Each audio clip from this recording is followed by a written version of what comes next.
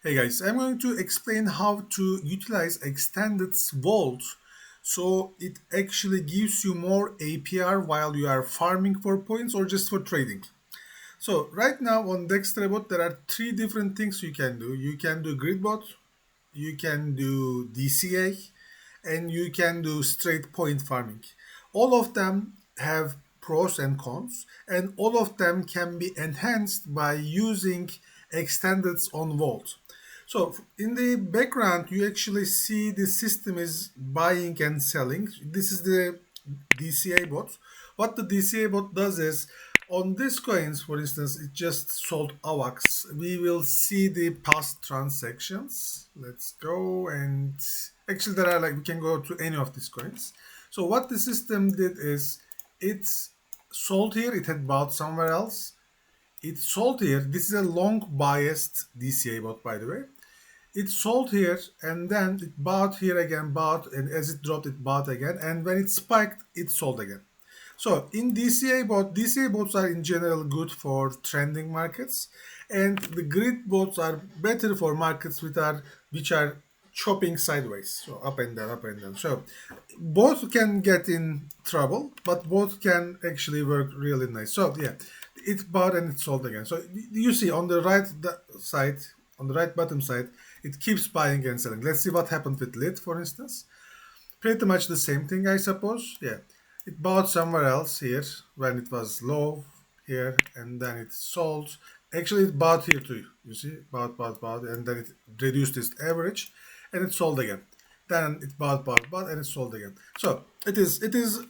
Right now, the market is pumping, so it's a good example of many transactions. So if I was using a grid bot, on the other hand, if it had moved out of my range, then I would have been in trouble. But I could have been using a grid bot and I could have set the range in a smart way, which is probably in this case will be like maybe here to here or something. Then it would be making profit. So it depends. It's not like one of them is better than the other. They just have different use cases. All right. So actually, I was going to explain vaults, but since the market started becoming very volatile, I just wanted to show you the examples of the DCA bot as we are on it. So okay, let's go to vault. So what extended brought, I think, last week or so is that now you can deposit in the vault, and if I'm not wrong, they give you about 80% of the equity you deposited to be available to trade. So if I deposit $1,000, they give back $800 as available to trade. Normally, because like if you compare it to Hyperliquid, for instance, when you deposit into LHP, their vault, that money is staked. You can't touch that money for trading. You have to unstake it, and I think it's 4 days. And on extent, I think it's only 24 hours. But anyway, the nice thing is that you can use that money. And they say if you it's automatically going to be available. If you don't want that money to be used in the trades, then use a sub account. I think that's what RF said. RF is there like one of the head developers or founders. Anyway, so I'm going to show you how it works, and I'm going to explain how it increases the APR as you trade.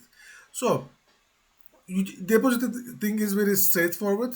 You just click here and you can deposit the max available uh, inside. However, right now I have some positions that I have committed.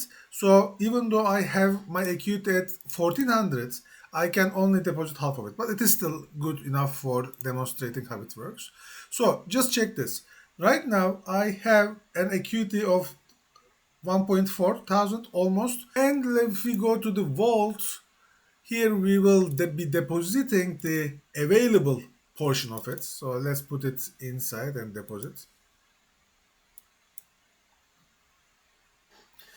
So the deposit completed, and then it will give me 80% of the money I deposited as my acute. You see my acute has dropped and it went up. 80% of the money I deposited in the vault has been added back. Okay, so now let's come to the part that gives us advantage. I will explain it over this tweet which Anna posted yesterday. So they have leaks. on extended, and each league depends on how much you traded. There are different practices that affect them. However, the biggest one, as far as I know, is the trading volume. So since we are using bots, even with a small equity, on the account I started with $1,000, it like 2 days ago. Let's check my portfolio. I already made over $120,000 trading volume. You see, I just started 2 days ago. I don't think it has even been 48 hours. So it means that since we are trading very often, we are going to be in a good league. So, I mean, we are not going to probably king, but maybe rook, maybe queen, whatever. And then normally, let's say you get an APR of 10%. Because you are in a better league here, or because you are in a league here, you get extra APR. So if I manage to, for instance, go to queen, I'm going to have this 15% extra APR. So, and that's actually the good part. That will cover for my possible losses, because right now we are trading and we can make losses, right? And this is an additional money that's going to come into my pocket. It's actually very smart. They reward the people who are actively trading. What else I can do is I can also, like, if you don't want to take any risks with the DCA bot or with grid bot, you can do straightforward farming. For instance, there is this farming module here. Actually, this was the first module we uh, developed before the grid bot and the DCA bot. Then we improved the logic a little bit recently.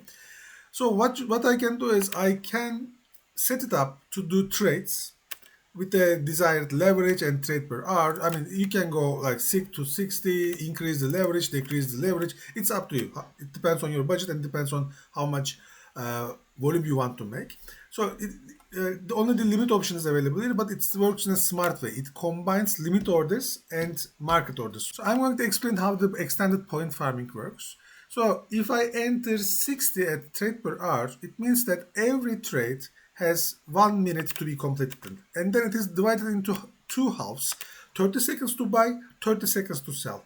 The system sends a limit order and it waits to buy for 30 seconds.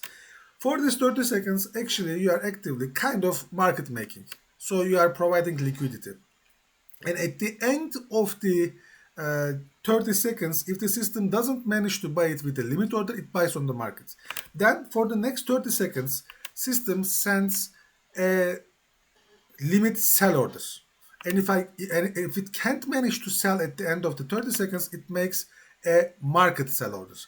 And of course, it is likely that the limit order is going to work because the system keeps refreshing the orders. However, there are going to be times that the transactions made on the market, which is actually good because then you are earning ranking in both market making category on extended leagues and market trading category. The extra APR comes from the trading category. So if you are only doing market making, you are not going to be eligible for the extra APR. Some trading, you have to take some market orders. The good thing is with this bot, you are going to be doing both. It's going to be mostly market making, so that's where you are going to be earning points with hopefully making less net loss. However, you are going to do some market orders in order to increase your trading category league. So yeah, and then if you connect it back to the vault that I explained, this is going to increase your vault's APR because you are going to be getting in better leagues. I hope it makes sense, and I really like how extended made it possible so that we can actually either make more money with utilizing the vault, and how we can recover for some of our losses. And it is very nice of them that they are actually rewarding the traders.